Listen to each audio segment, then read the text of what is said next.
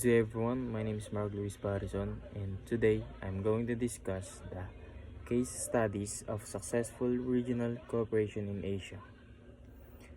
Asia has seen various successful regional cooperation projects that have helped to boost the regional's economic growth, political stability, and social development. These efforts provide important lessons for policymakers and stakeholders working to enhance regional integration.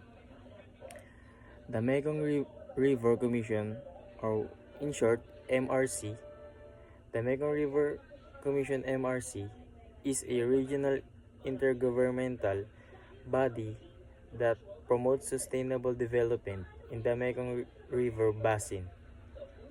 The MRC has effectively managed water resources, promoted navigation, and addressed environmental problems. The key achievements of MRC include water resources management. The MRC has created a basin-wide development plan with rules of sustainable use of water resources. Number 2.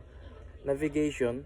The MRC has enhanced navigation on the Mekong River, promoting commerce and economic growth. Environmental protection. The MRC has developed several programs to safeguard the environment in the Mekong River Basin. And number 2, the ASEAN Plus 3 cooperation. The ASEAN Plus 3 partnership is a regional alliance that includes ASEAN's 10 member nations and the 3 East Asian countries, including the countries for the ASEAN Plus 3 cooperation is China, Japan, and South Korea. Key achievements it has been effective of the ASEAN in encouraging economic cooperation, integration and collaboration has developed many economic cooperation frameworks, including the East Asia Summit, the Asia Plus 3 Economic Collaboration Framework, and the ASEAN Plus 3 Infrastructure Cooperation. Number 2. Financial cooperation. The ASEAN Plus 3 has developed many financial cooperation arrangement, notably the Chiang Mai Initiative Multilateral Arrangement. Number 3. People-to-people exchanges. The ASEAN Plus 3 has encouraged interaction via culture exchanges, educational programs, and tourist collaboration.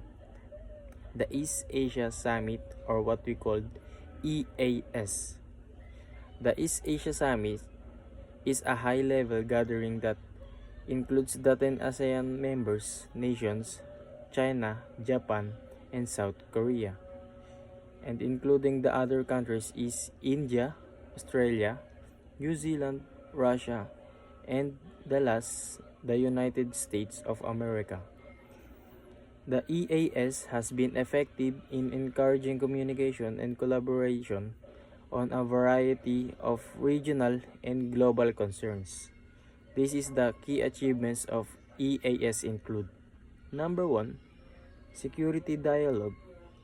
The EAS has given a forum for high school level conversation and regional security problems such as non-proliferation, counterterrorism, and marine security. Number 2, economic cooperation. The EAS has considered commerce, investments, and infrastructure development topics. Number 3, people-to-people exchanges. The EAS has encouraged people-to-people interaction via initiative such as a cultural exchanges programs. And these studies show how regional cooperation may help handle common difficulties while promoting economic growth, political stability, and social progress throughout Asia. By learning from this effort, triumphs and mistakes, policymakers and stakeholders may work together to create a more connected, wealthy, and peaceful area.